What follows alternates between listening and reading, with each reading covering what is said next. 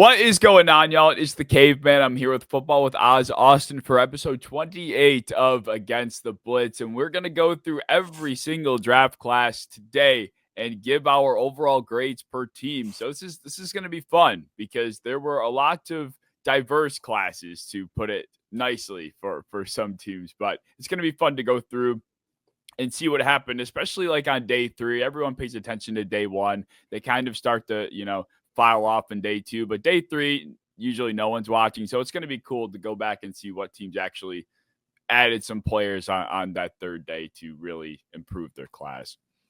Yeah, the people picked on day 3 almost made my grades because there were some people that, had really good picks on day 1 and 2 and then trash on day 3, and then vice versa. Some couldn't draft on day 1 and hit like 3 starters on day 3. So that's kind of what made my grades. It's kind of a mixture of like, can the player start today? Can they develop well to start next year? And was it like a good value pick? Like, was the player probably going to go around this time, or did they have a major reach? So those 3 were like my biggest factors.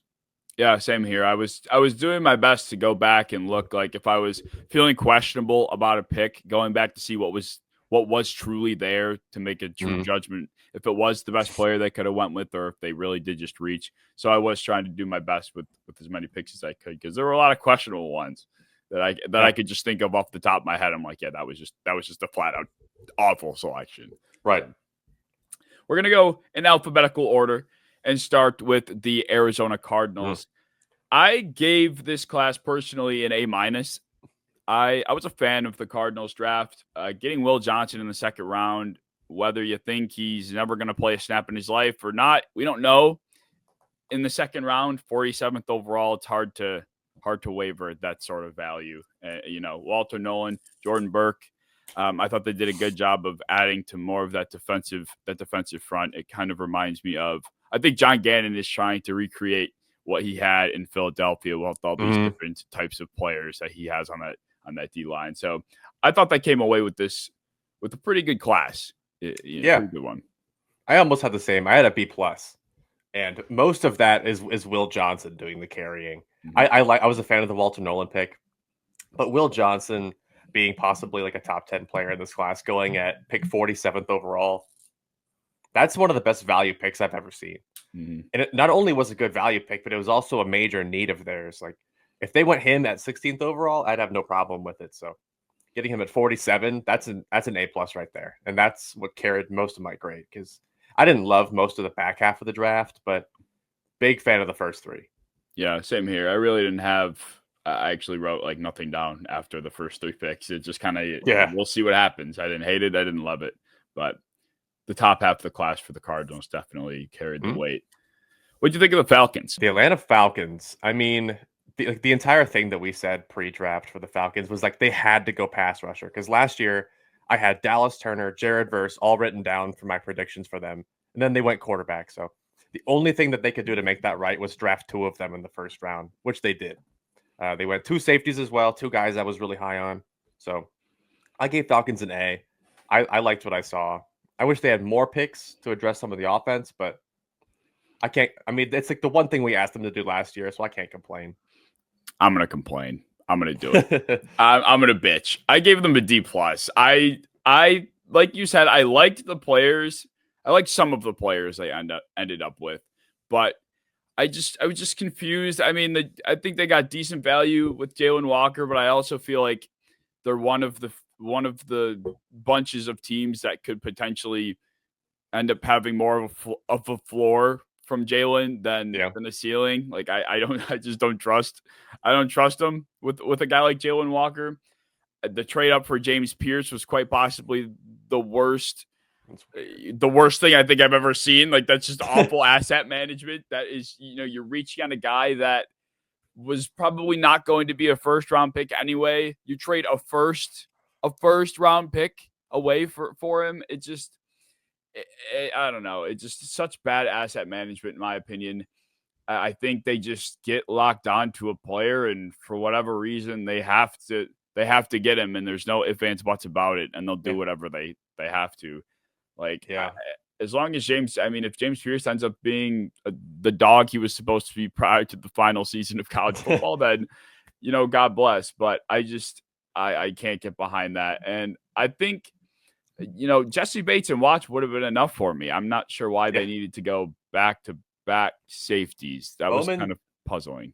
Yeah, Bowman plays a similar game to Watts, like the similar position. So I don't really fully get that. Like if they would have gone box safety, maybe that makes sense. Right. But I just love the two players. Like Billy Bowman could have easily gone the third. Watts could have gone the second. Like they got everyone a little bit later than they should have gone, which is why I also like the value. And I think they got 3 starters. I think Walker, Pierce, and Watts both will start. Both will be like all 3 will be good. Yeah, like I didn't value like the trade much into it because I just like Pierce on their team, but the trade was bad. If I factor the trade into it, I bring that down to like a B-. Yeah, the trade was terrible. Yeah, I could not factor the trade. Yeah, I just had to. And like you said, I think all of these guys will end up being starters. I just think the way they got to these players, some of these players, is puzzling. Like Pierce, like Bowman, even though he was a good value, it just doesn't feel like it was necessary. Like we talk about, coming away with as many edge rushers as you possibly could have.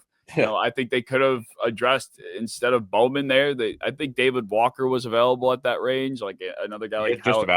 I don't remember how to fucking pronounce it, but it's Kennard.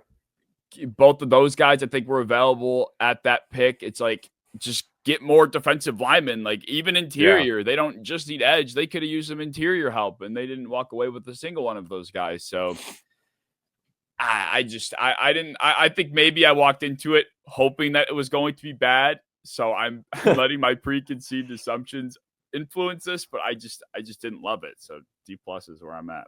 That's totally fair. The Ravens then.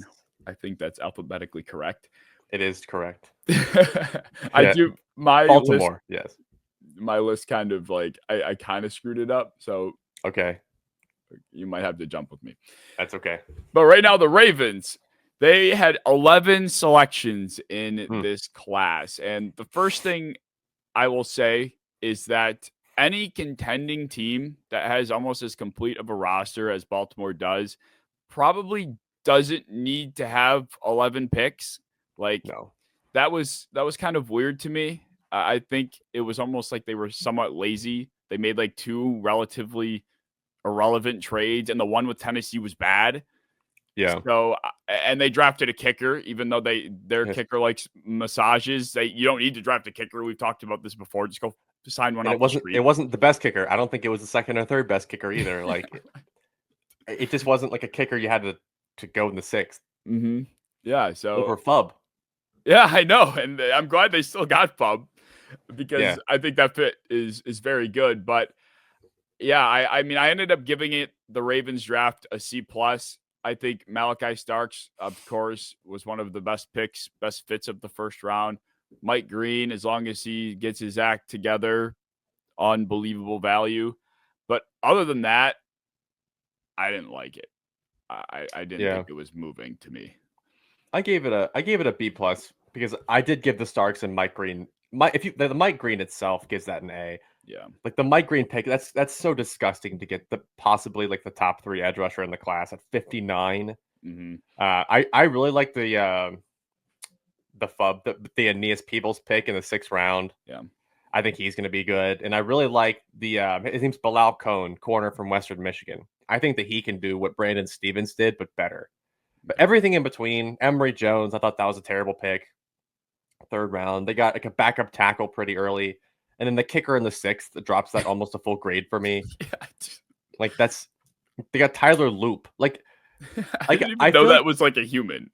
I feel like there is something like people talk about how like having a good football name matters.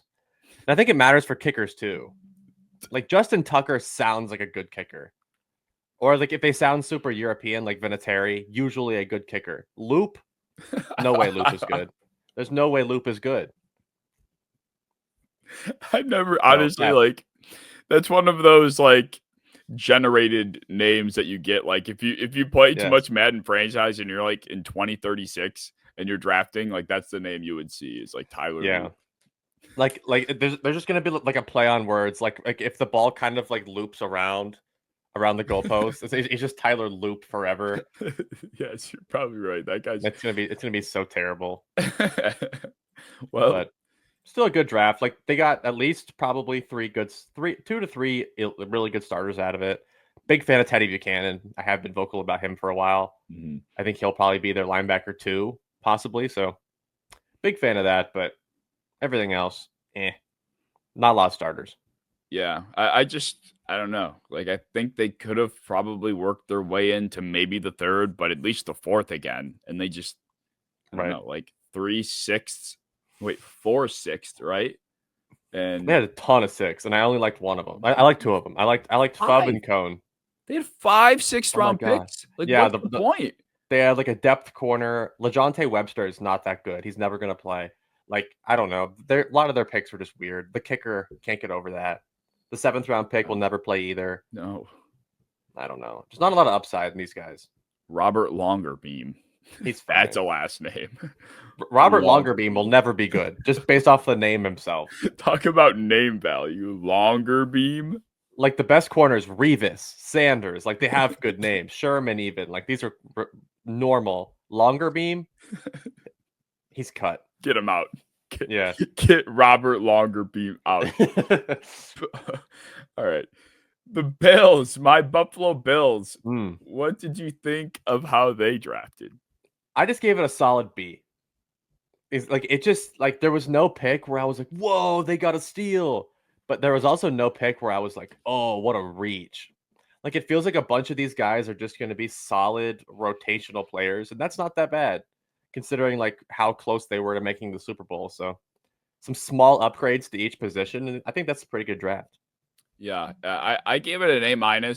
I think I came around on the I wasn't not on board with Hairston, but I wasn't completely on board with Hairston. But I think we talked about it during the live stream a little bit, but one of the big content networks in Buffalo, Cover One, a lot of their head guys were kind of, I'm not going to say shitting on Hairston, but they were definitely vocal about how they felt like he was not a good tackler, and there was big concern with that. But I do like the unique approach of attacking speed, not on offense, but on defense. So that was something I did see coming because I knew they would like Hairston, but I didn't think it would be at pick 30, even though I predicted it. I just thought, I don't know. It was weird. I wasn't that high on Hairston. I think he'll be a good player for them. Like, but like with Trey Amos and Will Johnson, like these are just guys that I was just so much higher on. Yeah. But I like his fit. I like the fit of a lot of these guys. They all make sense. The only reason I wasn't as high because like I feel like rounds 2 through 5 are all going to be rotational players. Like at best, like there aren't any like set in stone starters really outside of Hairston. I did love though the Dorian Strong pick. That was my favorite pick. He's a really good player. But like there were some like Caden Prather didn't like it. Like Chase Lunt, big fan of the player. I don't know how he fits as a Bill though, because he's like a wide zone run heavy guy. It's kind of weird there, but everyone else in between that, like Jackson Hawes, that's going to help the run game a ton on offense. I've been vocal about that guy. It's just an up and down draft. Like it had a few of my guys. It had a few of the guys I was very against. But overall, like that's just why I gave it a B. Just a solid draft. Yeah, it was very Brandon Bean. It was a very Brandon Bean draft. And I think that's why I appreciated it so much, reflecting on it. I do like the fact that they just pounded away on defensive line. I do. I think that's just completely reimagining what it could look like. I still am not big on the trade up for TJ Sanders. Yeah. I think they would have ended up picking at like, I don't know what the pick was exactly, 70 something, but or maybe earlier. But either way, I went back and looked like Omar Norman Lott, Darius Alexander, Shamar Turner, like those guys were all going to be available at that, or at least were in hindsight. I thought those guys could have been completely fine instead of trading up for Sanders. So that was slightly bothersome, but I did love the Darian Strong pick too. I could see him being like, Brandon Bean always has one guy from every draft class that's picked on day 3 that somehow becomes a humongous player for the Bills. So I think that's going to be strong. And my last thought was, if you imagine the Bills offense looking any different, the Jackson Hawes pick tells you that it won't be. They are going to just go back to the well and do exactly what they did last year and just pound the rock. Like that's exactly what the selection of their first offensive player in the whole draft tells me. So I love Ray Davis. I think like I want that guy to be utilized even more than he is. Like I want them to rotate the running backs. They just got Ty Johnson back. Rotate them all. Like the receivers aren't good enough to make this a pass heavy game. Yep. Just run it. Jackson Haas, 12 personnel. Beautiful, beautiful look. I agree.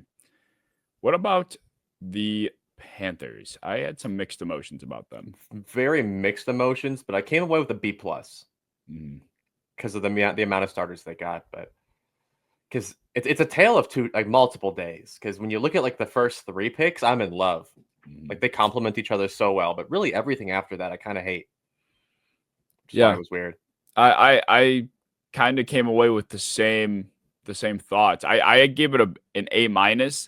I loved the fact that because both of us were talking about, and it was a big conversation of how important edge was, and even getting Jalen Walker at 8. But going away from that, getting McMillan, which was an idea that I personally pondered often because Bryce Young's finally breaking through. This is your opportunity to capitalize and get him his big weapon. So I appreciated that. And then being able to go in round 2 and 3, trade up for Nick Scorton, get Princely, not going to try. And you're able to address the other top need and hammer it. So I really appreciated that they went to town on what were probably the 2 biggest positions they had to address with their best capital. The pick that I had as the worst, quote unquote, was ETN in the 4th. Yes. Like, I mean, you just extended Hubbard. I'm assuming I can't even remember the guy's name. Jonathan Brooks. I'm assuming poor Jonathan Brooks is probably like his half dead. So I know that running back probably was a need, but you could have went with A, different running back, and B, a lot later. I don't even think they needed. They have Rico Dowdle. Oh yeah, so, like they don't even. I forgot. They don't even need an RB2. They picked up an RB3, and I like ETN. I was pretty high on ETN, but like, if Rico's gone after this year, Jonathan Brooks is back. They just put a 2nd round pick on Brooks. Yeah. So like, either way, ETN is your RB3, or you're just conceding that Brooks will never be healthy again, I guess. But that was kind of what I was thinking. Is that means even then, like this running back, like Damian Martinez went in the 7th round. Like there were guys that went in the 6th to undrafted that are still really good backs. Like I'd rather kind of see how the running back landscape looks there or next year, because there's always running backs. Like there are always running backs, but this team was not good enough to reach on one. Especially like that's like their one strength. Yeah, I agree 100%. Like they could have won 3 straight edge rushers, or maybe they should have to the inside of the interior defensive line. Anybody on defense, honestly. Well, that's secondary. That's why I like the Scorton and Princely pick so much, because they're so opposite each other. Like Scorton's a little bit like more of an inside kind of versatile. Princely's not really a run defender, but he's a good pass rusher. Like they complement each other well. And then they got Tet, like their wide receiver 1 of the future. So I like the overall vision. I just don't like how they executed day 3 at all. But overall, good draft. B plus. B plus is good to me. Yeah, and I still gave it an A-. I mean, I think Jimmy Horn could possibly crack the roster too. I wouldn't be shocked. Mitchell Evans was the other pick. I was like, what? Yeah. Where does he factor into this? Like the old Ian Thomas role, I guess. Like run blocking and I don't know, because they just re-signed Tommy Tremble for way too much money. Yeah. And they drafted Sanders last year. Davion Sanders. Evans is their tight end 3, I guess. I don't know. It's fine. They didn't pick him early, so I'm not complaining about it. Fair enough. Next, I have the Bengals. I gave Cincinnati a B-. I liked the Shamar Stewart pick. I still am not big on the Demetrius Knight pick, and I'm interested to hear what you think about it. But for me personally, I think they passed up on too many good players at that spot to address what was not necessarily their biggest need. It was definitely on their list, but there were so many guys that I went back and saw around that range, and I'm like, holy shit. Like, they could have had him or had that or had this. Yep. And they went with Knight, which was fine, I guess. But then they went back in round 4 and took Barrett Carter anyway. So now you have Durant Pratt, Demetrius Knight, and Barrett Carter. And it's like, cool, you have a bunch of linebackers and they'll all fight for playing time, but there were still other needs on this team that I thought they could have addressed. And if they were going to go Barrett later, then let Barrett and Jermaine figure it out and then go somewhere else in the second round. So, and I wasn't moved by Taj Brooks or Jalen Rivers. So that really left, or even Fairchild. I mean, I would have rather you go, what's his name? Ratledge in round Kate 2. Ratledge, yeah. And then in round 3, you end up with a linebacker if you have to reach on one, or you end up with Carter. And I don't know. Just wasn't the biggest fan. I like Shamar though. Yeah, I gave it a B because I think that I do think Jermaine Pratt's cut like probably tomorrow, and because he requested a trade or to be cut, so I think he's gone. Fair. So I think Knight will start, and I think he'll be really good. I just didn't like the reach, and that was my entire issue with most of the class except for Stewart, where it's like they were all probably around too early. But I like all of them. Like I think they'll all be good starters, but I think they were all like Fairchild probably was a 4th round pick, but he'll be good. Like he's a pass pro specialist, didn't give up a sack in college. Jalen Rivers, he's a really good lineman, also didn't really give up any sacks. I don't know. It's just like none of them are going to be high profile guys except for Stewart probably. Mm-hmm. So it's not a sexy draft at all, which is why I couldn't give it any kind of A pick, but a solid B. I think Brooks will be their RB2. I think he is better than Zach Moss. Shamar Stewart gives him like an immediate Sam Hubbard upgrade, I think. Hubbard was awful his last 2 years, so I do like the picks. I just wish that there was higher value, possibly more picks. Like I wish that they had the ability to go attack the secondary, at least with one pick, but I can't say I'm too mad because I think that there are at least 3 to 4 starters here. Yeah, that's fair. I think if they would have had, they felt like a team that needed more capital, and they just didn't. Yeah, they did. It. That's like I wanted them to trade Volson or trade Pratt or trade somebody, get another 6th, get another 7th, get their 7th back. Like there wasn't enough picks for the kind of stuff they needed, but their UDFA class has been awesome, so I can't be too mad. Well, that brings us to Cleveland. Oh. The Browns. This was probably my favorite draft class to talk about. Yep. I'm not going to be nice. I gave the Browns an F, a flat out F. I think trading out of quite possibly the most generational skill position prospect that we've ever seen was the most Browns thing I've ever seen. And to go with Mason Graham was a disastrous start to begin with. I'll just say that. Yeah. And then they go and reach on Judkins before Henderson in the top 40, which was disgusting, just to then take Dylan Sampson in the 4th round. That was insane. And the fact that wasn't even the worst part makes it so gross. And then they go Dylan Gabriel in the top 100 with their 2nd, 3rd, and then they draft Shedeur in the 5th, and Andrew Berry's got like the worst look on his face ever. So. Yeah. It's just bad teams stay bad, and this is why. That's really all I got. Yeah, I had a C- because I like half the players here, but like the process they went through to get them was so stupid. Like Mason Graham, love the player, top 5 player in the class to me. You had a Hall of Famer sitting right there, and you traded out of him. Love Schlesinger. He's probably the JOK replacement since JOK is probably going to medically retire. I love Judkins. Why would you take him over Henderson? Like that, it's just, I get the Ohio State love, but Henderson also went to Ohio State. It makes 0 sense to me. Fannin, whatever. He's your rotational slot player. Congrats. Dylan Gabriel. I like Gabriel. I didn't have him in my top 100 grades at all. I had him at like 150, and I was fairly high on him. So to have him at 94 and then just pick another quarterback later who probably will be higher on the depth chart.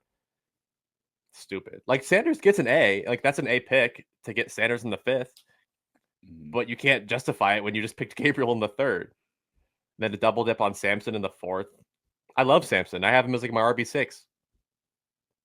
But the double dip is so stupid. Like they're not good enough to draft 2 running backs and 2 quarterbacks. Yep. Agreed. I hate it. Well, I want to ask you a couple questions. So, yeah. Of course, Sanders has been the talking point of the entire draft. What do you think the reasoning for his fall was? I think it's just because people don't want to deal with that shit anymore. Like people have taken like high profile diva QBs, if you will, so many times, and it never works. Like the coaches can never tame them, and I don't think that he's a good enough player to justify it. Like I think it's like most teams and most evaluators have him as like a second or third round grade. I'd assume, myself included. So when you look at someone like Gabriel or Will Howard or even Chuck, who might have like a third or fourth, but they're good character, you just rather have that. Like you don't want Dion over your shoulder the entire time. And it kind of seems like what you were saying. Andrew Berry kind of was forced to draft him, and he looked pissed because like no one wants that on their team. Yep. I think I agree. Of course, there's many conspiracies and all these other stories out there that are talking about why he fell. And a lot of the parallels I've been seeing drawn are, Johnny Manziel was drinking and doing coke every night, and he still got drafted first overall. It's like, well, Johnny Manziel was also 400 times the college quarterback that Shedeur ever was on his best day. Well, like Johnny Manziel also was bad. Like people are learning from this type of stuff where it's like that's true. Like the only one that had character concerns and has dialed it in is Baker. Baker Mayfield's the only one. And that was only because he was just way too intense and drank too much. But like if you have like if you have like a father figure, like you don't want another LeVar Ball. We're learning from this type of stuff. And teams just don't want it. Like it's not worth the headache. It's why Cam Newton's not signed. People just don't want to deal with that shit anymore. And I get it. That's true. I mean, even like Kaepernick, going back way back to that time too. It's like I would imagine had he not been the polarizing figure he had been at that time, for however you feel about that situation, he probably would have been picked up at some point, because we have seen Tim Boyle continuously get contracts year after year. Like there are guys in this league that somehow find themselves on the field that should not be in the NFL anymore, but they are valuable in some other way. And that's what, that's what teams appreciate. And we talked about it throughout the combine process. Like the interviews, like all these teams probably feel similarly about a lot of these players, but it just comes down to how they feel about the person. Like, that's what it comes down to. So yeah, I agree. I think it really just comes down to not wanting to deal with the headache that comes with Shedeur. And it's so hard because I have never struck Shedeur as being like very obnoxious just himself individually, but I would imagine with his dad it would be a lot. And I did like his whole draft party room. I don't know if you saw that, but it was like way over the top. Like a lot of guys are just sitting in the green room or in their living room, and this guy spent like probably over $50,000 on this like decked out draft room. It's like that's just, he was going top 10. Yeah, and that just kind of puts a bow on it, essentially. So yeah, I get it. I think it was still shitty that he fell as far as he did. I still think he was a lot better of a quarterback than the guys that went in front of him. Yes, he is. But then again, you're still picking from the bottom of the barrel, QB talent wise anyway. So I don't know. My other question for you was, the Browns' approach here seems to be throwing as many different quarterbacks into a room as possible and just seeing what happens. And I've been seeing some people on Twitter say that they like that thought process, and then I see other people like, what the fuck are you doing? So I want to know how you feel about that. I think it's terrible. Like yeah, you might find the one you want, but then you just sacrifice a third and a fifth round pick. And then they traded another fifth for Pickett. Like they have sacrificed 3 draft picks this year to find their quarterback. And I don't think it's any of them. So, I mean, I'd rather just concede this year, draft a receiver, draft a lineman, draft secondary for those picks, and then have a loaded roster for next year. Because the rest of the roster is not that bad. It's not that far off. It's just the quarterback. So to sacrifice 3 draft picks to try and find that quarterback is so stupid. But I don't think he was there. Yeah, I agree on that too. It's like people are on Twitter defending like, oh, they're just trying to find their guy. Now you have many options to choose from. It's like, I would have rather just rolled 52-year-old Joe Flacco out there and then called it a day. Just be done with it. And yeah, I think that It's just poor process. It kind of reminds me of what the Falcons did last year. It's like, oh, Kirk, we're not too sure how we feel about Kirk, but we'll just take Penix 8th overall and then we'll just figure it out. It's like, no, you don't want to just waste capital, on one positional group, no matter what it is, because you want to just, I just think it's bad Mm-hmm. process. So well, if you have to guess, or if you have to pick, who's the QB of the Browns going for? Like which one wins? I think the winner going into the season will end up being, I think it's going to be Pickett, honestly. I think Pickett just being the most experienced, yet the youngest, like he's got the combination of the two. So that will probably help him out the most. I don't think they'll get bullied into starting Shadur. I just don't think it's going to happen. I think it's going to be one of the two guys they already had. I don't think Gabriel has a shot, personally. It'll be Sanders before Gabriel, I think. And I think Pickett will just win it over Flacco because he'll be slightly more mobile. I think that's really it. Flacco probably just is too old. I feel like it might be Gabriel. The more I look at it, he was who the brass, like he was who everyone wanted within the Browns. Like that's why he was picked, and then they were forced to draft Sanders.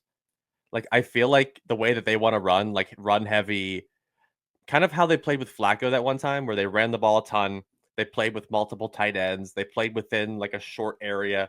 That's Gabriel's game, and he's pretty mobile too. He's more athletic than Shadur. It's like I would not be shocked if he plays like the Flacco role, just like short game, run the ball, hand it off, screens. Like that's his game, and I feel like he could win that. It's weird. I think he might be their best option, which is so weird. I can see it. I just think if they were forced into drafting Sanders by the owners, then the owners will not be shown up by having Gabriel out there first. Like they'll say, see, you have to start Sanders first before you start Gabriel. I think if Gabriel plays, he'll have one bad game and they get benched for Shadur for sure. Yeah. And then Shadur will also have a bad game and then they'll get benched for Pickett and then he'll get benched for Flacco. Mm-hmm. It's the ugliest looking QB room I've ever seen. Over under 2.5 quarterbacks that start a game for the Browns this year. Over. I think over. I think they all might get a chance. 3.5. Every single one that's healthy. I think 4. I think 4 quarterbacks will start at some point. Whether it's for injury or for choice, I think that 4 will start. That's insane. Just add to that long list of names on the back of that one Browns jersey. Yes. All of them are just getting thrown on there. You get 4 in 1 year. Yeah. That's remarkable. All right. Well, that was probably the most extensive class to talk about. So we'll move on to the Cowboys now. I was about to say, I think we jumped the Bears. Oh shit. I just want to make sure we get the Bears in here because theirs was interesting. Where did I put I don't know where I put them. Okay. I told you I went out of order at some point. I know. I was making sure we didn't skip them. Okay. What did you think about the Bears? I liked it. I have an A. I thought they hit some really good picks early. I think Loveland and Burden are going to go crazy in that offense. I thought they had some questionable picks in between. Whoever the hell Ruben Hippolyte II is. I knew who almost every single person that got see that name on there. fourth round pick, 132 overall, Maryland linebacker Ruben Hippolyte II. Or I knew who every single person drafted in this draft was, just about, except for this guy. And it was in the 4th round. I was shocked. Like they picked up Zoff Frazier, great pick in the 5th round. Luke Newman in the 6th, great draft. 7th round, they got Rutgers running back Kyle Monanjai. Great pick. Who the hell's Ruben Hippolyte? Like they didn't need to go that early. Shamar Turner, great pick. Luther Burden, like all of these are such good picks. And then whoever the hell that guy is, that's the only reason it's not an A+. But he's gonna somehow be the best player out of this entire draft. And I'm gonna look stupid. I wish that I was watching the draft when I saw his name called. Yeah. I honestly, I copy and pasted all of these picks into my sheet, so I didn't entirely look too hard at all of them at points. I somehow just scanned over Ruben Hippolyte II. How is that even real? How is that even a real name? I've never heard of that. And I did so much I did 25 linebackers. I have no idea who this is. that's the weird thing too. Like we did so much draft coverage, and you have presented so many names to me. Like hundreds. I have done like almost 300 names. I have no idea who this is.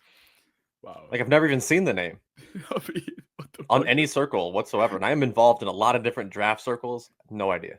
I think the second on the end of it is just the Yes. cherry on Ruben top. Hippolyte the second. Like, And he's going to be an all-pro. Who was the first Ruben Hippolyte? Oh man, that's priceless. Got to be like a jockey. Yeah. I know. Like he definitely was playing like croquet in England or something at some point. Like this guy's not a football player. Well, I gave the Bears an A also. You could not set your your second year quarterback up any more than they have. I mean, they got the best offensive minded head coach they could have asked for. They got Colston Loveland, and on top of Luther Burden, they are going to be impossible to play any sort of man-to-man coverage against. Right. Like you are going to have to, any defense that this Bears team sees is going to have to be very coordinated, very well. They have to communicate well to keep up with this group, because they are going to beat you on every level of the field. And like I said, I don't think any secondary in this league has the weaponry to go head for head with the skill position group. So unbelievable offense that they have. And that's without even addressing really running back. I mean, and even though we don't like who they have them that much, they're still good enough considering everything else. Well, I liked the 7th round pick, Kyle. I think it's Monangai from Rutgers. Like he was kind of what they were missing, like a guy that could just deliver the boom, run between the tackles. Like I think he's a good complement to Swift, and I think they picked him because they were shocked he was that far. So him, Swift, Roschon Johnson. That's not I mean, it's not a good room, but it's not terrible. No, especially with how much they'll use Luther Burden to run the ball. Like I think they'll be fine. Yeah, I saw Jacob Infante talking about Kyle. He's one of the analysts that I follow, but he's also a Bears fan, and he was talking about how much he likes Kyle and how he absolutely thinks he'll be on the roster. He will. Like he definitely has a defined role sitting and waiting for him. So he'll be at worst RB3. I could see a situation where he's RB2, maybe even RB1 at some point in the next 2 years. Like he's that good. Yeah, that RB1. Anytime DeAndre Swift occupies an RB1 spot, it will always be up for grabs. It should be Roschon Johnson. I can't watch Swift anymore. Yeah. All right, so that would bring us to, where are we? Now I'm out of whack. I got Dallas. Okay. The Dallas Cowboys. All right. I gave Dallas a B+. I felt like, I don't know if you saw the interview that Tyler Booker did with Micah Parsons. That shit was crazy. That dude's a fucking psycho. So I love Booker. Yeah. I've shit on Booker a lot in the past. I still think this pick was outrageous. But if he really is this psycho that plays as highly as he speaks, then this could be a home run. But for now, I can't give it that good of a grade. But I loved Ezaraku in the second. I think Revel, despite the injury, was also a steal in the third. 76 for Revel is ridiculous. There were round one talks on him. Round one talks on him and Ezaraku, and they got them in the second and the third. Like if they went Ezaraku at 12 and Booker in the second, I'd call that a good draft. So like that's kind of the way I flipped it in my brain, where I'm like, they got a premium edge rusher at corner and a solid guard. Big fan. I mean, they also got your boy Jaden Blue in there. Yep. I don't like that, because that means they're conceding that Javonte Williams and Jaden Blue will be their RB1s, which is not good for a team that wants to pound the ball. They got Phil Maffa too in the same draft. I don't think he's that good. I liked a lot of their picks though, like Shamar James, good linebacker, Jay Toya, good run defender. Like I liked almost every pick they made. Only one, Tyler Booker, was just a little too high for me, but I like him like in like the pure pound the rock, old school Dallas way. I think he'll be good. I apologized to him already before the draft. Like I turned a new leaf, so I gave them an A, just for how good a value they got on day two. Like they had the best day two of anybody. Yeah, absolutely. I will apologize to Booker as long as he plays as nuts as he speaks. He wants to make you quit football. Yeah, that was an insane speech. I agree on the Jaden Blue point. Like, on one hand, yeah, Javonte Williams, Miles Sanders, like, what are we fucking doing here? But Jaden Blue would be the ideal complement to that idea. So I did think that made sense. Like, their whole draft made sense, which is very Yes. like it just for everything Dallas does, for them to just draft like they know what they're doing is very bizarre. Like, do they or do they not know what's going on? Yeah, I think Jaden Blue will be fine. It just thinks that's your guy. Like, that's like as high end of a team, like that you're going for a run heavy team probably, or a team that wants to be able to run the ball heavy. I think they're gonna have to throw a lot still. I also don't think they got a receiver. No, I was just gonna say that. I wish they would have. That's the concerning thing. So we were going to this draft thinking about how Hampton could be a pick at 12, or they're gonna walk away with somebody to be their primary running back. So they could get back to those, old pound the rock days. But on the other hand, maybe if they go with the receiver like we both had and McMillan, who was there, then they could just pass all the time and forget it. Fuck it. Just do what they've been doing and let Dak drop back as much as he can and make it work. But they didn't do either of those things. So I am slightly concerned that we are going to see a very similar version of the Dallas offense that we saw last year, which just runs through CeeDee Lamb, which is in most universes a good thing. But I mean, the motherfucker has every single player on the defense looking at him every play. So yeah, they need Brandon Cooks to stay healthy and stay young. Yeah. I thought Brandon Cooks left for some reason. Did he? I think he went to the Saints. Oh, you're right. I don't think they have. No, anybody. You're right. Like, they lost their only even decent secondary option. I thought they got somebody else, but I don't remember him being very good. Let's see. I don't think they did. Yeah. Oh, do you know what they traded for? Mingo. Jonathan fucking Mingo. Oh, last year, That's what they did. Yeah, they traded for Mingo last year, and he didn't do anything. Nope. And then, that cannot be their strategy. Jalen Tolbert's fine. And then they have, Kevontae Turpin. If they use Kevontae Turpin more as an expanded receiver, I can get behind it a little bit. But yeah, man, their tight end's not even good enough for this. Like, Jake Ferguson's fine. But yeah, to not have receivers or running backs, there's no identity here. Dak's just going to have no one to throw to or hand the ball off to. The more I look at it, the more I'm a little iffy on it, but the value was great. The defense is looking really sharp again. It's just the offense, man. The offense does not look good. Yeah, I'm going to have them as long as they're semi in the race to compete, I'm going to have them as a prime team looking for a receiver at the trade deadline. I agree. And they should. My other question for you is, can you please pronounce the 7th round pick's last name? No. I don't know how. I have heard of him before, at least, so it's not it's not an egregious pick.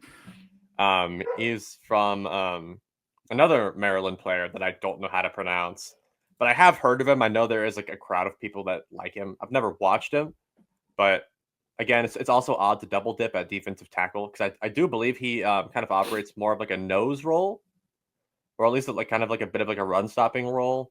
So I think that's weird after getting Jay Toya, who was a nose tackle through and through. But I don't know. It's fine. 7th round pick, you can reach. Tommy Aking-Basote is my guess. Works for me. I don't know if he's making the 53. So no, not with that. I don't think we have to work. I don't think we have to worry about it. What did you think of the Broncos draft? I hated it. Really? Yeah, I thought they had one good pick, maybe 2. I love the Jahdae Barrett pick is doing all the carrying here. Yeah. I loved it, but I gave it a D+ for everything else. Everything this was major reaches on major reaches. RJ Harvey in the 2nd round is insane, and I think he'll do well for them. I think he fits them well. I think they saw what the Buccaneers did last year, and they've won that darty little secondary running back option. But I don't know. That's too early. Pat Bryant is not a 3rd round receiver as much as I like him. And then they reached on a couple defensive ends that probably would have gone 2 rounds later. And then they got a punter and a basketball player. Not a big fan. Yeah, I agree. I gave it a B-. I was pretty puzzled by the RJ Harvey pick, just as you were. Even the Pat Bryant pick. I mean, I think this is a team that felt like they could kind of do whatever they wanted because they don't have all these holes. So I'm gonna kind of give them the Lions pass in a way. Like if they really like a player, then they can go and get them, because I don't see this team having hole after hole after hole where they need to like strike value. So if Sean Payton has proven enough, I guess, that with the Bo Nix picks alone, that if he likes him, then I'm gonna give him the pass. That's why I wasn't that low on Harvey. Like Harvey is not even the reason I'm low on this draft. It's just like they got the right positions. They needed running back, they needed receiver, but like I don't think Pat Bryant is like the guy that they need for this offense. Like he is no different except for like maybe being like a Tim Patrick light, like kind of players like in that kind of deep ball role. I really can't get behind getting a power forward in the 7th round. He caught a handful of touchdowns as a goal line guy, but he's such a tall, skinny basketball player that just does jump balls. I don't think he makes the roster. A punter in the 6th, he's a really good punter, so I'm not that mad at that. But you know what I mean? Like Q Robinson, Savion Jones, I'm pretty low on both of them. This nothing gets me excited besides Jahdae Barron. Yeah. He's the only like true starter I see here. Oh, absolutely. But like I said, I think that speaks to just how how prepared they already were. But then again, they did definitely just none of these picks feel like they can even have a chance of cracking a starting role other than Barron. I think Harvey will probably start and he'll be fine. Just I don't know. Yeah. It's weird. But they'll rotate whoever they have back there. They will. And Pat Bryant, he just feels like a Broncos receiver. So I saw that and I'm like, yeah, that was probably the most unsurprising receiver pick they could have made in hindsight. I said the Lions, I think, are next. Yes. How'd you feel about that? It's such a Lions draft. Like I think I ended up giving it just a B because I don't think there's any stars here. Like maybe Tate Ratledge could be pretty good someday, and he does feel like a lion. But every player here just feels like a lion. Like Tyreek Williams in the 1st round, Isaac Tesla in the early 3rd, Ahmed Hassanein in the 6th. Like these are just a bunch of like they probably got like 3 special teamers here and a rotational defensive tackle. I don't know. I like all the players individually, but again, like they probably only got one to 2 starters here. And that's why I'm not as high on it. Yeah, I gave it a C+. Like you said, this is the most Lions draft of all time.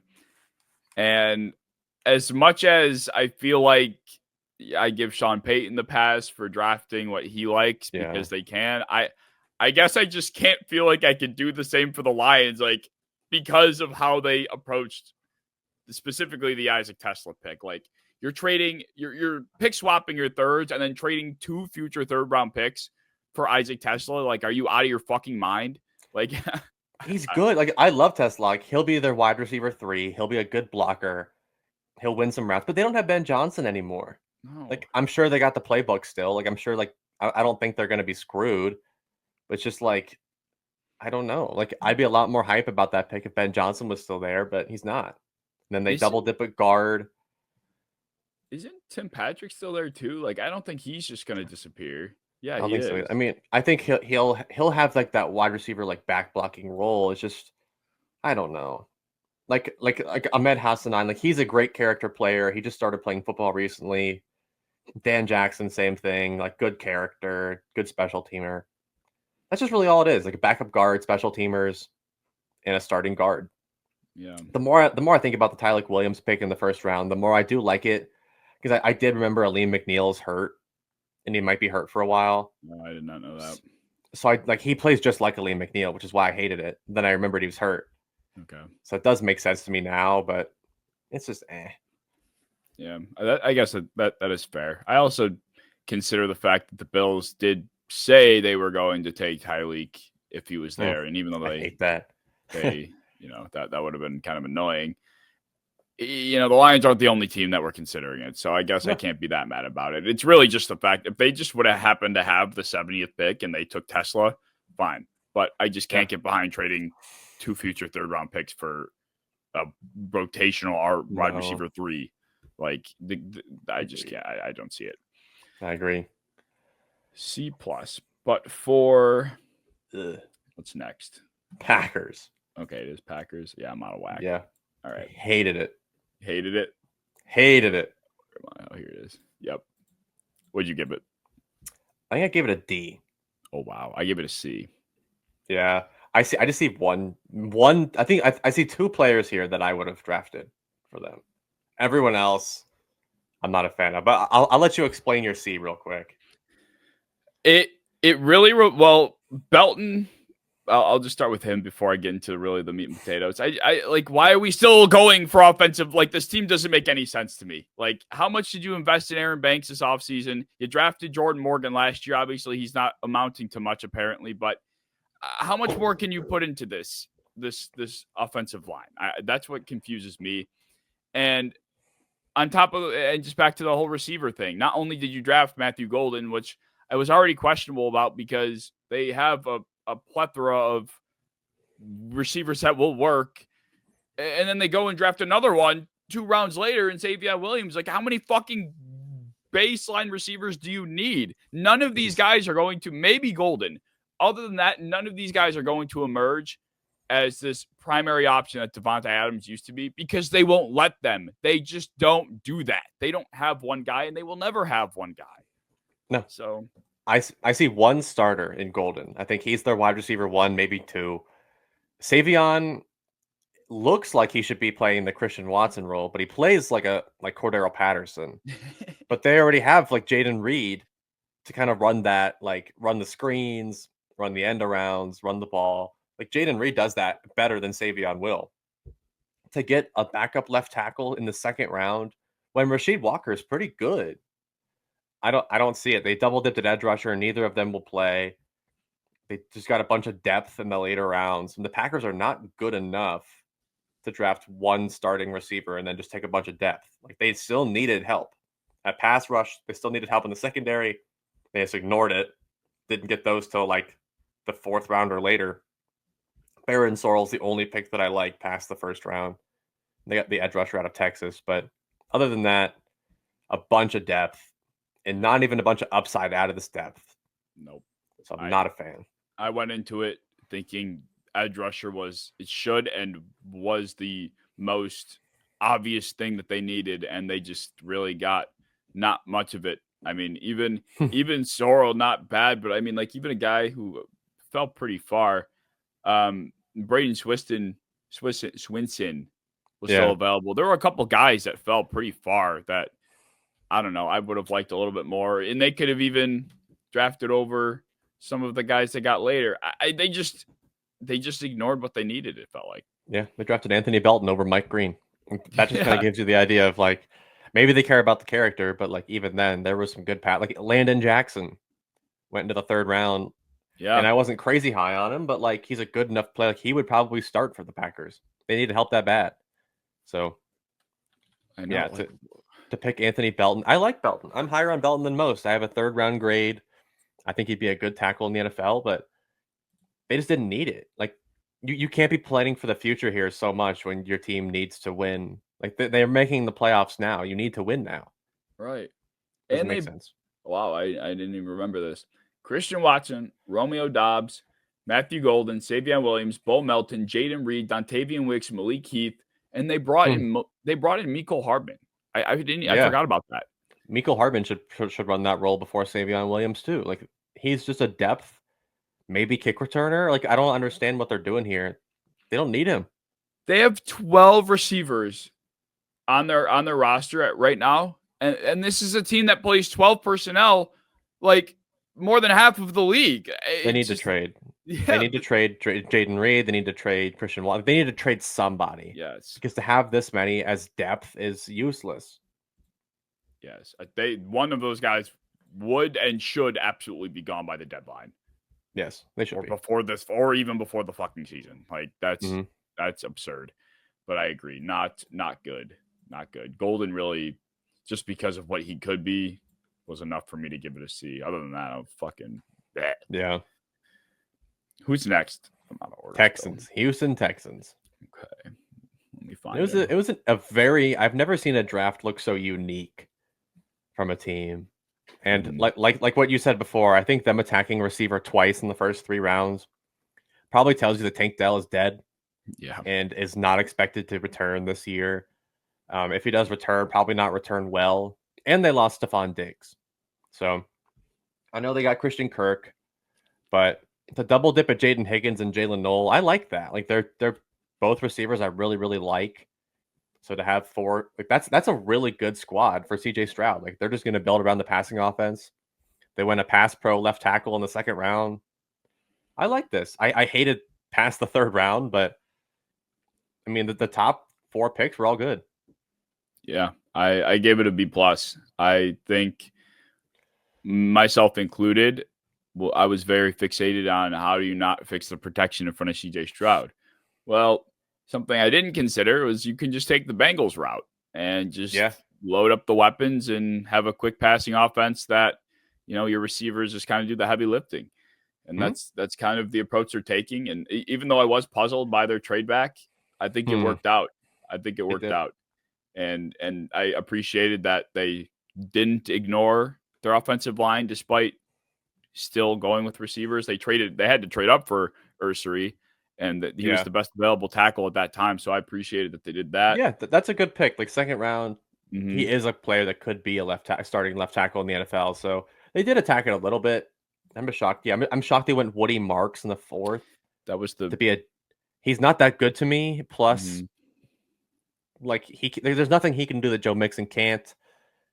He plays like Cam Akers does. Like I'm just not moved. Graham Mertz, QB from Florida. I had him as an undraftable quarterback. Get him in the 6th when like there aren't really health concerns with CJ Stroud, especially having guys like Davis Mills there. I hate it, but so like their day 3 dropped that down to a B for me. But I really liked the top of the draft.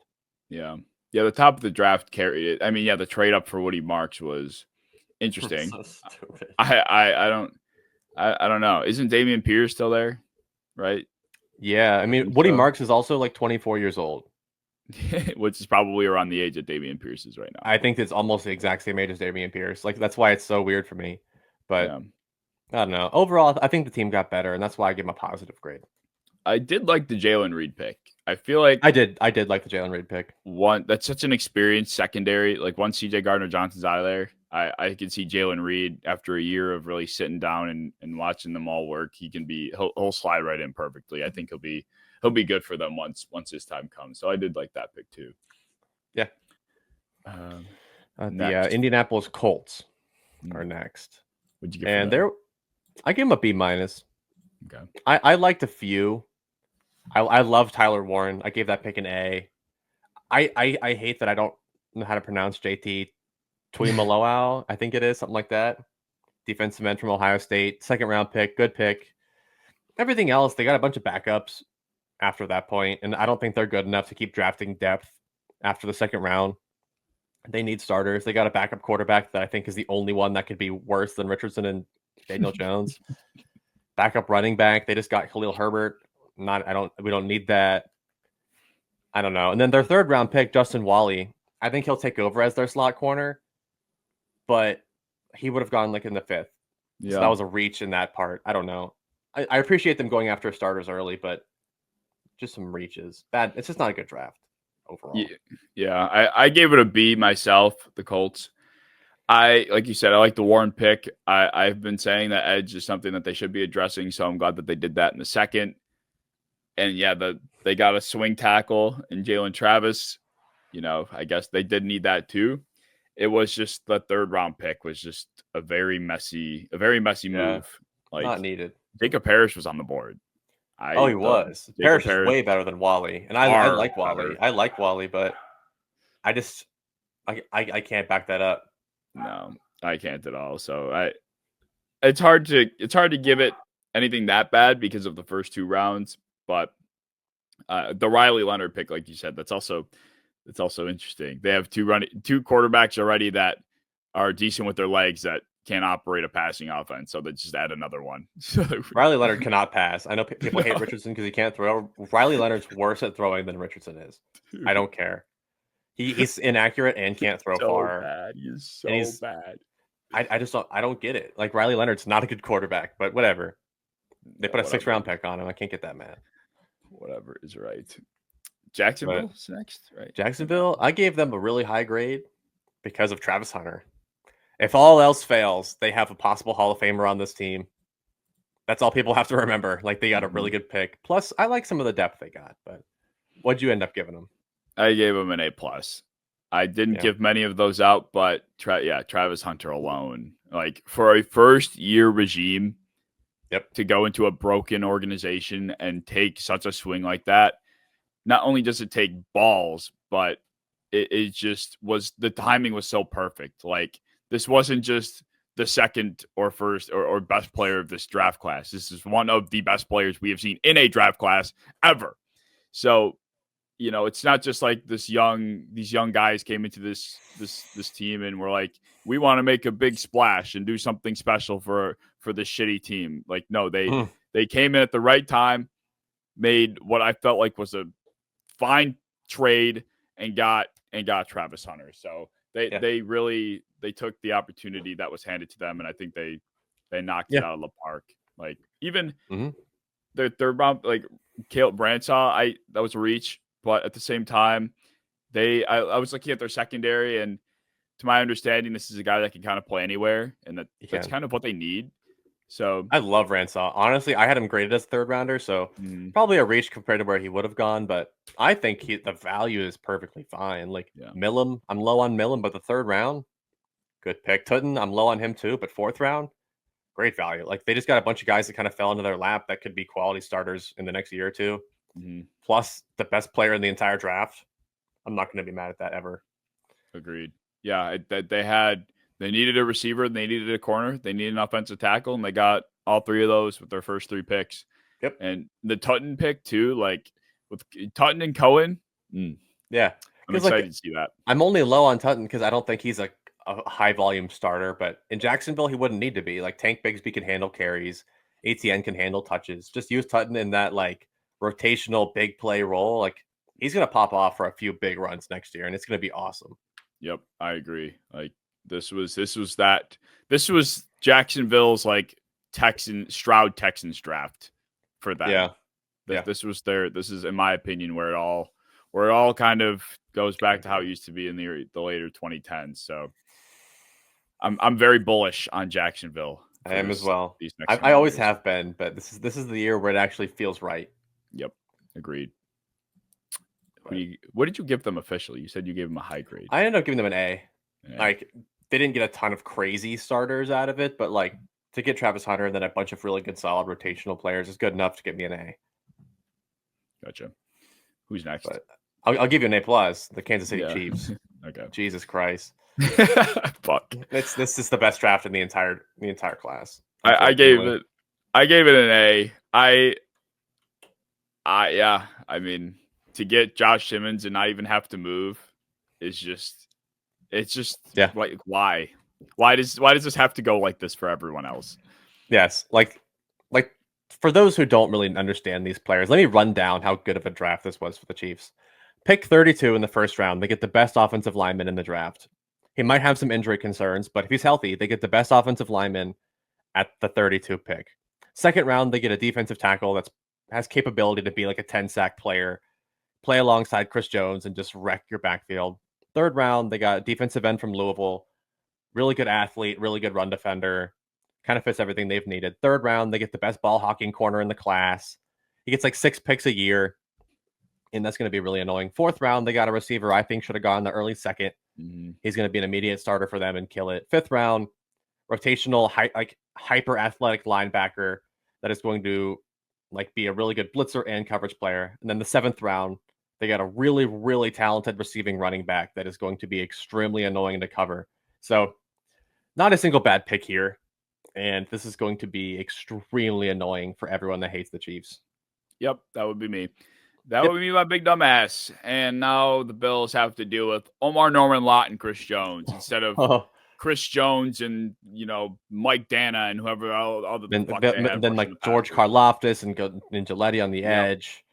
And then now they have Jalen Royals, possibly Xavier Worthy. That was the best pick of the 4th round, Jalen Royals. That was the best pick of the draft, in my opinion. Yeah, like probably 4th round to get Jalen Royals. I had him as my wide receiver 6, counting Travis Hunter.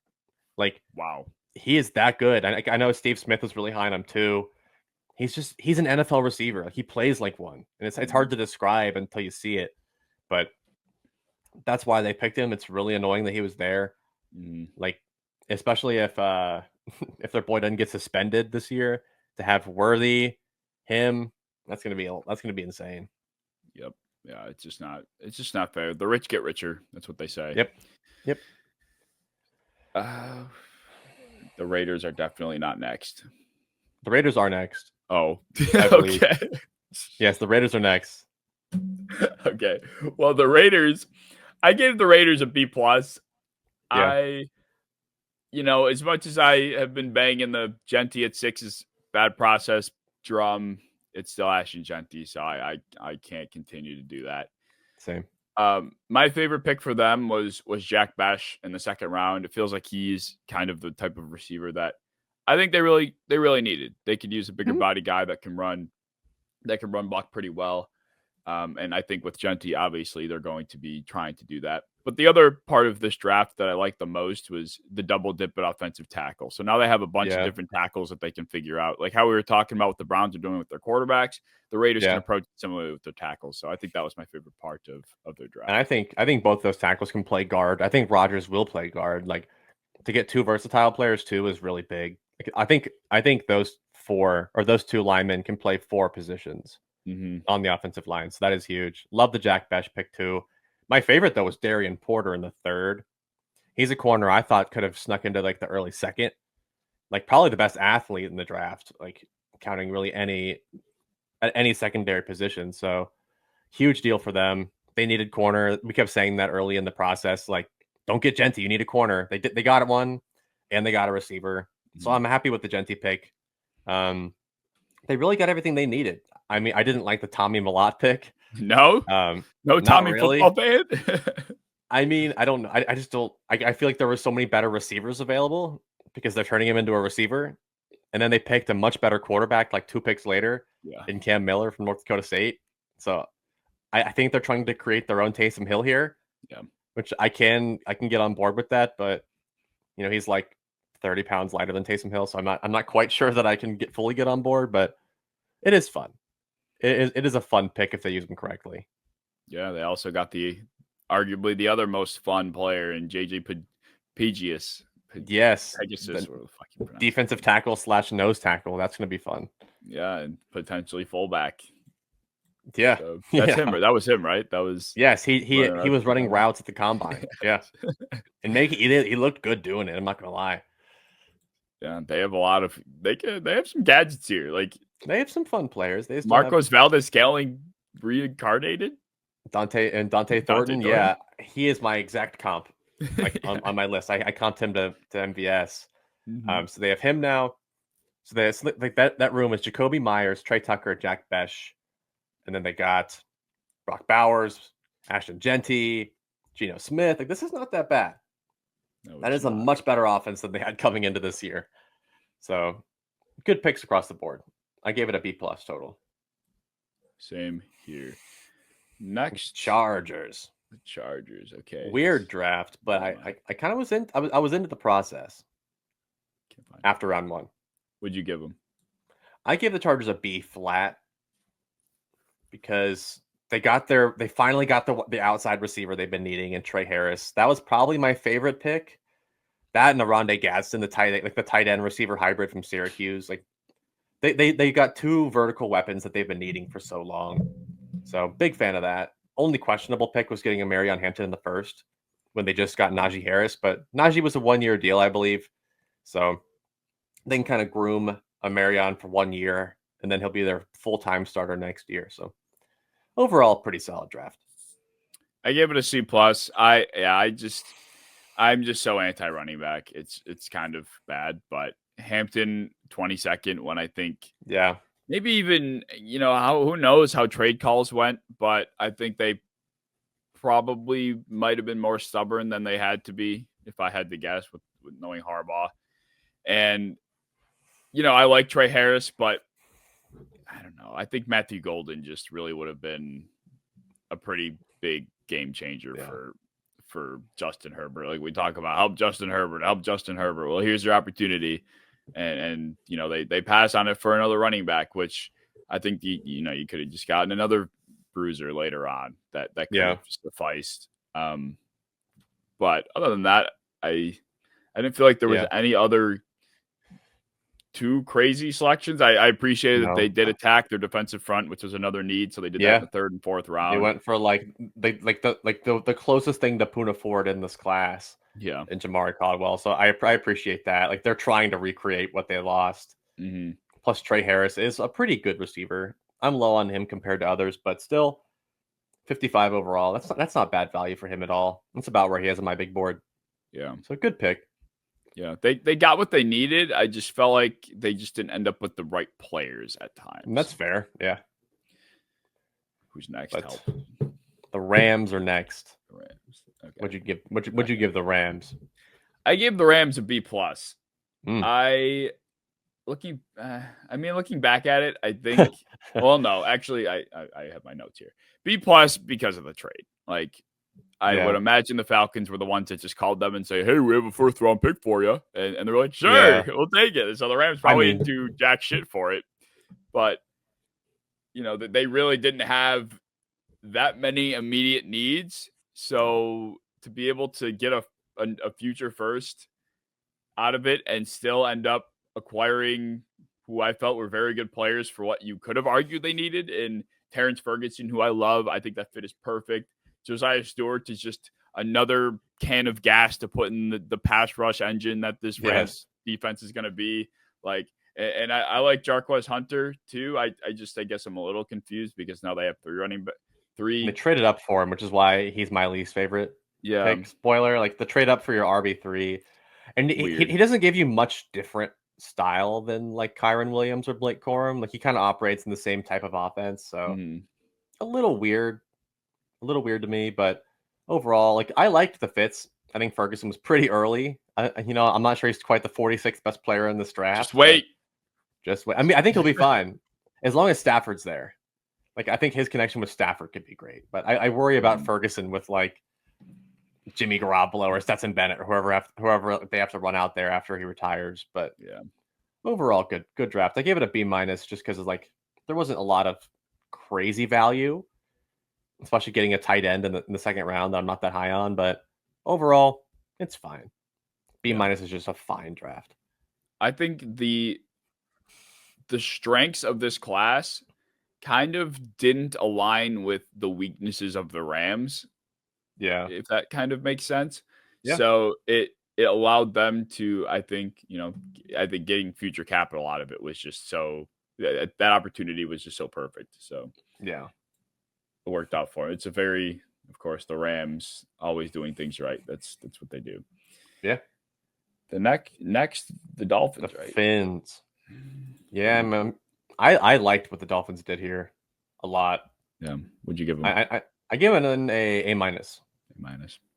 Yeah. I know a lot of people learned to like they wanted them to go corner early, but they also had a huge problem in the trenches, and they went really good guard and 2 awesome defensive tackles that are going to be really hard to run on, plus some solid depth later. Not really any bad picks besides getting Quinn Ewers, in my opinion. So, yeah, Quinn Ewers dropped him from an A to an A-. That's bad enough, but overall, really good trenches draft. I liked it. I gave it a B. I think, given the shape that Will Johnson must be in, Kenneth Grant was the next best pick there by a country mile. So I'm glad they nailed that.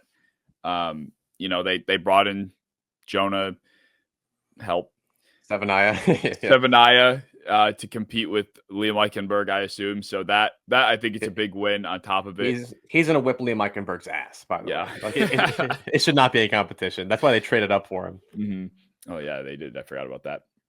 I think the other thing I wrote down was maybe they could have moved up, into the 4th. They had I've noticed that I got a lot of this from CBS and some of it isn't entirely correct. I have that they have 3/5 1/6 and 2/7. Is that what I you think had? they had 3/5. Yeah. Okay. Like maybe they could have moved up. Yeah, they went 2 in the secondary. I think they were both fine picks. Jordan Phillips from the defensive tackle from Maryland in the 5th. That's an A+. Like that was the best pick of the draft in my opinion. He should have gone maybe 3rd. Which is kind of crazy. I wanted the Bengals to get him, so good draft for them overall. Yeah, I mean they did well with what they had. Let's put it that way. They only had two day 1 and 2 picks, so they did a decent job. The Vikings. I was a fan of the Vikings pick, but it's hard to be too much of a fan when you have 5 selections. I gave them a B+. They have their 2 day 1 and 2 picks. I thought they knocked out of the park. Donovan Jackson, one of my favorite picks of the first round, and Ty Felton, who I think is one of the most underrated receivers in this entire class. He's going to be a perfect 3rd option in that offense. I can talk about how I feel about the Bears' weapons. Like it's kind of the similar feel with the Vikings' weapons, like across the board. Felton should run the screens. Like you can have Addison and Jefferson run the routes. Felton can run routes too. He's really good at it, but he can take off after the catch and make people miss, run people over. Like that's such a good compliment. Love Donovan Jackson. I gave it a B- because I don't think one, it's just not enough picks. Yeah. Like I think Donovan Jackson's really the only one that I think is like a super primary contributor. The 1st round pick guard. I like Kobe King a lot as a prospect. I don't know how he fits in a Brian Flores scheme, but 2 reaches in my opinion on Bartholomew and Ingram Dawkins. So overall B- because I think they only got 1, maybe 2 starters here, but overall I like the players themselves. I do too. I think I don't know. I mean, this offense is going to be scary as long as JJ McCarthy is. It is. It's decent. God bless. The Patriots, right? Yes. I gave out my 2nd A+ here. What'd you give them? I gave them an A-. I still really like the draft. But I think I'm slightly lower on Will Campbell and like the Jared Wilson pick than most. A lot of people really like them to be like the immediate offensive line upgrades. I still think Campbell's a guard, and I still think Jared Wilson's a backup center. A lot of people love him though, so it could be good. I might be wrong, but love them attacking offensive weapons. And then the Braden Swinson pick jumped this up. But going long snapper, man, is great. Long snapper and kicker in the same draft is so insane. Didn't even realize it's like a long snapper. They had so many picks, it's like hard to miss. Yeah. It's hard to miss like on a pick. So yeah, I mean, as long as Campbell and Wilson are what they drafted them to be, this is, as I wrote, like that franchise altering draft class. Like just immediate additions, immediate starters across the board. You're helping your young quarterback in his 2nd year. A very, very good running back, a receiver that some people are higher on than others, but still an absolute need. Then in the offensive lineman, talk about Tyler Booker's speech. Will Campbell kind of brought that same type of energy to. Yes. He's like, I'm gonna fight and kill anybody I have to, or whatever he said to protect Drake. I appreciate that. Like, I always appreciate that. Yeah, that's the kind of mentality it takes. So, and like you said, the Braden Swinson pick and even the Josh Farmer pick was good value too. So, yeah, I thought their first love Josh Farmer. 3, 4, 5, 6, 7, 6 to almost all 7. I think they got good players. They got good players, and that's why I like it. Yeah. Same here. Craig Wilson's good too, safety. But let's turn the tides real quick and give out a grade for the Saints, because I can't imagine it's going to be within a similar grade. What do you got? I have a C, but I'm debating giving it an F, just because I keep seeing Tyler Shuck there, and I keep getting like very angry. I went a little worse than you did, but yeah, I might have to dock it more. Like I just can't. Maybe I was being too nice. I'm gonna give it a C-. I can't get behind it. I can't get behind Tyler Shuck with the 40th pick. That's insanity. I thought they might have had the best day 3 of any team. Danny Stutzman's a great linebacker. Quincy Wright, like they got an awesome running back, good edge rusher, but the first 4 picks are awful to me. Like they needed immediate help. I know they like Calvin Banks. I think he has a very limited ceiling as a tackle. Like I don't think at 9th overall, I don't really want a limited ceiling tackle. Second round, they go Tyler Shuck, who's a 26-year-old mediocre at best quarterback. They passed up on Shedeur Sanders. They passed up on Jalen Milroe. Like they passed up on high upside players. Third round, they go a mediocre nose tackle in Vernon Broughton. Third round, they pass up on Xavier Watts. They pick Jonas Sanker, safety from Virginia, who I like, but to pass up on Watts for that, nah. Like this was the most Mickey Loomis draft I've ever seen. Like mediocre trench players, mediocre DBs, and then a shitty quarterback. It just poop. That's poop. It just doesn't make sense. Like, sure, go Tyler Shuck in the 4th if he's there, but yeah, this tells me he is their shoe-in starter, which is insane to say out loud. Insane. Like, if their offensive line has any sort of issues, which it has over these last couple of years, like, it's cooked. They're cooked. Yeah. They're fried. They will be picking top 5 next year if this goes as badly as it really could. Like, I do think he's an upgrade over Rattler, but not by much. Not to pick him early second. Rattler. Start Rattler. Rattler's not good. Rattler's so not good. I watched so many Saints games last year. He's not good. But I wished he was. I was actually pretty high on him. But I don't know. I can't get behind it. I can't get behind it at all. But one I can't get behind is the Giants.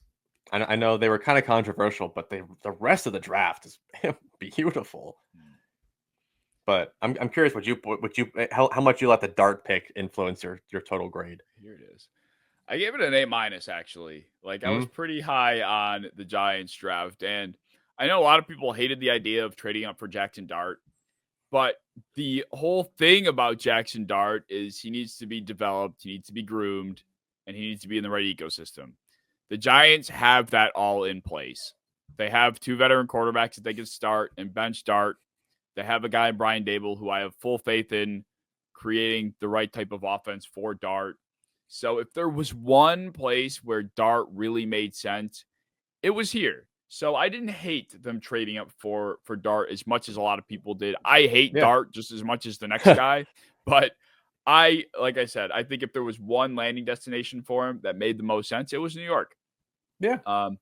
And I mean, like you said, everything else is just a fucking home run. Like Abdul Carter, they got my guy Darius Alexander in the 3rd later than I thought he was going to go. Agreed.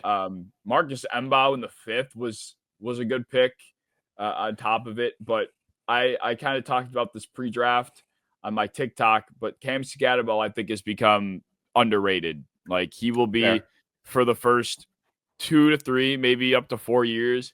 He will be a very high impact player for whoever ends up with him. In this case, the Giants. After that, the legs might fall out from under him. He won't be able to churn through tackles because of his running style in the future.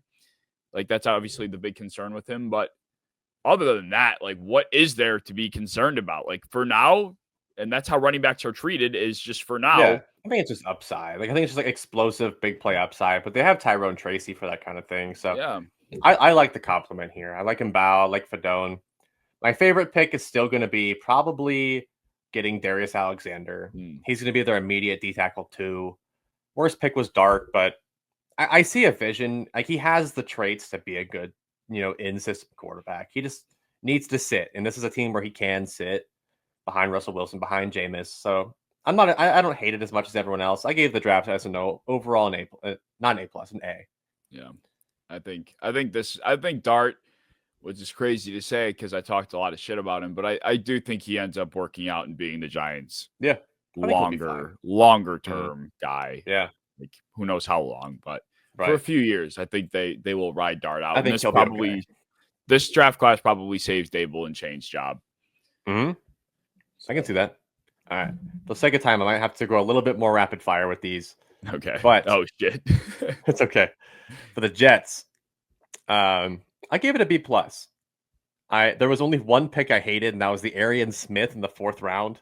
Yeah. Pretty shitty receiver, and they picked him over Elic Ayumanor, which is insane. But AZ Thomas, I really like that pick. I think he's probably an upgrade over Brandon Stevens at the outside corner spot. So B+ for me. Yeah, I gave it a B. I think, they got Membu that kind of fell in their lap at 7. Fortunately for them, they needed a tight end. They got Mason Taylor. Yep. I did think I liked AZ Thomas in the third too. That was another spot that was talked about being an earlier pick. I think, other than the Arian Smith pick, which is a little puzzling, they could have used somebody that I felt like was more of an impact at pass catcher, receiver speaking. Right. But I don't know. I think they did a good job for their first year. So it was solid. It was just solid. It was okay. Yeah, B+ is solid. The Eagles. This is the first time where I'm not that crazy high on a draft, but I'm curious what you got there. I did give them an A.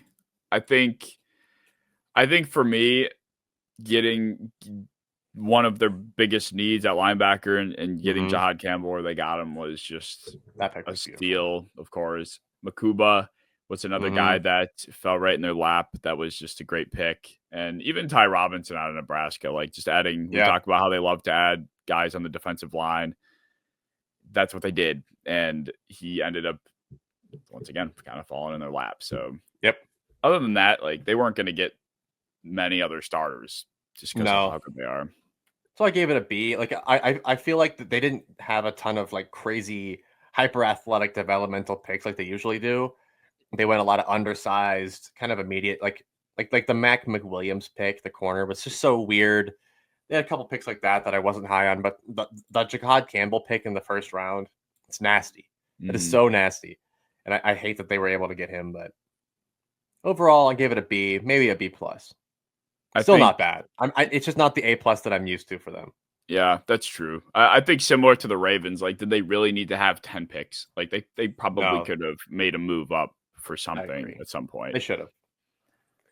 The Steelers, right? Steelers was weird. It's like the Big Ten draft. They only went like Big Ten players the entire time. I gave them a B. I like that they went Harmon at 21. Yep. That fit was perfect. I do think they probably could have, I don't want to say waited on running back, but I just think they could have went to another spot. I like Caleb Johnson. I think he's a good fit, but I see corner being a lot more of a need on that team, and they really didn't address it. Like they have like 35-year-old Darius Slay. Like God forbid he goes down. They're putting a lot on his shoulders this year, and if he has any injury issues, they're going to. I thought they'd go early on him. I thought they'd go third round, but I mean, I like the Caleb Johnson pick. It's just their secondary is not deep. Like you can't throw Beanie Bishop on the perimeter out there. I know they like Corey Trice, I'm sure, but I'm not quite as high. So I think they need more help than they're giving themselves credit for. Yeah, I agree. I did like Will Howard here, though. I liked Will Howard.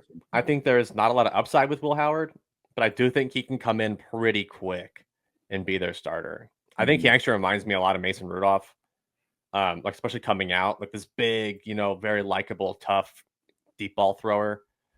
But I'm just not sure he has the experience to fully take the job from him yet. But I do like him. He is a Steeler. Like that just makes him and Jack Sawyer. That makes so much sense on the Steelers. So my favorite was Will Howard. I didn't like them going Yaya Black, defensive tackle in the 5th round when they just went. They just went defensive tackle earlier. He's like the worst athlete in this draft. Like his 40-yard dash time was pitiful. He can't move. He's just a backup nose tackle. But they didn't make a lot of bad picks. They just didn't make any great picks. Yeah, which is why I gave it a B+. Like solid value, but nothing crazy. Agreed.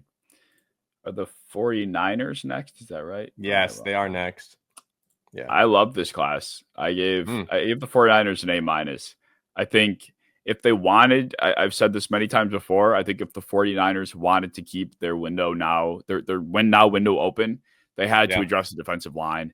And they went overboard. they went way overboard with it. Michael Williams, Alfred Collins, CJ West. Like, I mean, you're not going to run on the 49ers this year. No, you're not. And that's going to play right into, a secondary that could have used help. But now, I trust Robert Saleh to figure it out. Like, holy shit, that defense is going to be good. Yeah. I give them a B- because I liked the first 2 picks. They were great. And then I liked most of the depth. Like Marcus Single is my favorite pick. fifth round safety. They just lost their other starting safety to an ACL injury that like no one knew about apparently. So they actually did badly need safety help, and I think he'll come in and immediately be a big help. Alfred Collins, nose tackle from Texas, was a really big get, but then they kind of ruined it by getting Nick Martin, linebacker from Oklahoma State, in the third. I thought he was like a 5th or 6th round pick, probably a special teams guy in my opinion. Really good athlete, but like they needed a new starting linebacker, and I don't think he's quite that. So that's the only, like, those kind of picks in the middle of the 3rd to 5th round are the reason I wasn't that high on it. But the 1st, 2nd, great picks. 6th, 7th round, also good picks. Yeah, I agree. Nick Martin he just kind of sticks out like a sore thumb in that list. Like, why? It was a bad pick. He was the linebacker directly after Demetrius Knight. So like they passed up on like Danny Stutzman. They passed up on Jeffrey Bassa, Pupal. Like they passed up on so many guys to go after Nick Martin, which is why it's very odd. Yeah. Top 75 pick. Yeah, it's actually kind of why I'm happy the Bengals went Demetrius Knight, because I'm sure he would have been scooped up immediately by the Niners, and we would have had to have gotten Nick Martin. And I'd be really pissed. So that's actually, it was a big need. So I'm actually cool with it. But Seattle Seahawks, they had my most exciting draft. It's just fun. Like, this draft is just so much fun. I give it an A. Like, they got what they needed in the interior offensive line in the first round. Then they just said, fuck it, I want the most high upside players we can get for the next 4 rounds. Like, Eamon Wari just makes that secondary fly. Arroyo is somebody that feels like he can actually move as far as the receivers go. Like, there's finally somebody that can maybe get downfield on that team. Yes. And then Milroe. Like, Milroe's fun. Yeah. Your boy Torrey Horton. Yes. Damian Martinez, the running back from Miami. Like, they have so many good, like, they didn't even need these guys. They're just such good picks that they had them in like the 5th and 7th round, had to get them. Like, my least favorite probably was going to be like picking a fullback in the 5th round, but he's not the Robbie Utz tight end, probably converting to fullback. Yeah. But I loved Eamon Wari in the 2nd. Probably the best blend of athlete and like size at the safety position. So big fan. Yeah, the high flying secondary. They're really getting back to the roots over there. Yes, hell yeah. Tennessee, is that right? Tampa Bay, I believe, should be next. We can go either. Okay, Tampa Bay was weird, but they had some good players. I gave them a B-. Like you said, like, the players were great. It's just did they really need two receivers? Like, Emeka Egbuka, of course, at 19. Like, I juggled this idea around, but with Ted McMillan. But then he was gone. So why? Ted McMillan would have been awesome. Yeah. And I actually prefer Egbuka to Ted. Like, I think Egbuka is a better player than Ted, but they don't need another like big slot / Z receiver. Like, they need, if they're drafting from Mike Evans' replacement, get a guy that could win downfield. Like, they now have 3 receivers that play the same way. This either pushes Jalen McMillan out as like a depth receiver, or they're drafting Egbuka to be a depth receiver. I don't like either of those options. I think McMillan's good. So kind of confused about this, but good player. I'm not going to hate you for picking a good player. Right. He is my least favorite pick because that's weird, but I love Jacob Parrish in the 3rd round. Really big fan of getting their star slot corner in the 3rd round. That's a really good pick. I'm going to adjust this to a B on second thought, only because they did go after what I felt like they should have. And, they double dipped defensive back. I like Morrison and Parrish a lot. And then they got my boy David Walker. Like, that feels like a Buccaneers pick. So. Yes, he plays. I comped him to God. Who is the Dolphins edge rusher? Muhammad. The guy that this year, like, actively? Yes, backup from Colorado State. Fuck. God bless him. He's so good. He's so good. But yeah, either way, like the Tampa Bay is not using Jose Ramirez as much as I want them to. They don't have an edge rusher. Like, they have like Yaya Diaby is the only guy that kind of plays in that role. So I really like David Walker. Oh, Muhammad Kamara. Yes, Muhammad Kamara. He's so good. He plays just like him, which is why I'm a really big fan, because I loved Mo Kamara coming out. Yeah, I felt like overall, I think they, other than the Egbuka pick, which felt weird, they got what I think they should have been targeted. Still a good player too. Like, I love Egbuka. It's just weird. But I gave it a B+. B. clarifying. Titans. I am giving a B. Titans. Where'd you go here with Tennessee? I went B+. Because it started off hot, and then it got really cold when they put Shamir DK as the first pick of the fourth. But then they got Elika Umanor later in the fourth. So, like, they got really, really good players. They just had weird stuff in between. So my favorite pick was a Umanor, 136 overall. I had him as like a borderline top 50 player. So that's crazy. My least favorite probably is getting Shamir DK, 103. They did not need to do that. But no. Other than that, good pick overall. They got the quarterback, they got weapons, they got defense. That's what they needed. Yeah, maybe I don't know. I gave it a B-. I think part of it was I think I was kind of expecting it to be one of those classes where it felt like, kind of like what the Patriots did, where it feels like things are really turning around and, they could be back, not contending per se, but they could be, a pretty difficult team to face week after week because of this draft class. And I just don't get that vibe. I don't think they are. I don't get that vibe from this class. Like they had 9, it's not like they had a lack of capital either. They had 9 picks.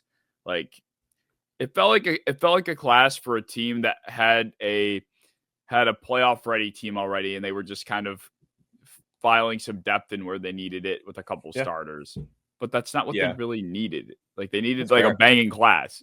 And I don't think they had it. No. Yeah, that's fair. But they got their guys. So they had the right process. Yeah, it just needs to take another step further. But that's kind of the reason why I don't like the Commanders, who are the last team here. They're a team we've talked about before that felt like they were so close, but they needed a good draft to jump themselves into like the next cycle. And I think they only got really one player that could probably start tomorrow in Trey Amos.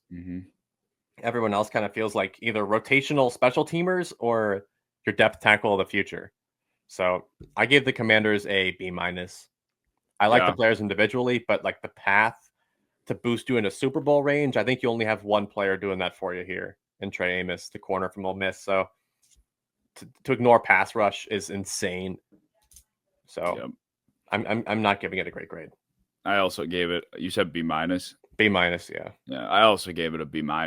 Just like you said, to ignore pass rush is just flat out criminal for a team.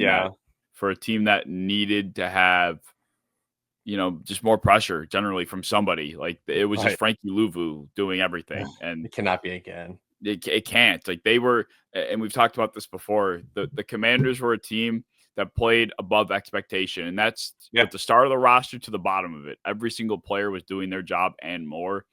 They can't expect that again. And to go Josh Connerly, 29th overall, which after just trading for Laramie Tunsil was very puzzling. Fair. They were lucky that Trey Amos was there. Like if he wasn't, I don't know what they would have done. And this class would be significantly worse. Yeah, they got lucky. That's a good way to put it. Like Josh Connerly, fine, whatever. Everyone else is a bit of a reach or a rotational developmental special teamer. So not a huge fan. Agreed. But that is the entire draft, I believe. Unless we missed somebody. I don't think we did. That felt like 32 teams. That was a healthy amount. I think we did touch on everybody. So if you guys enjoyed, as always, feel free to like, comment, subscribe, share. Let us know what you thought of the classes yourselves, of our grades. And we will see you in episode 29. Peace out.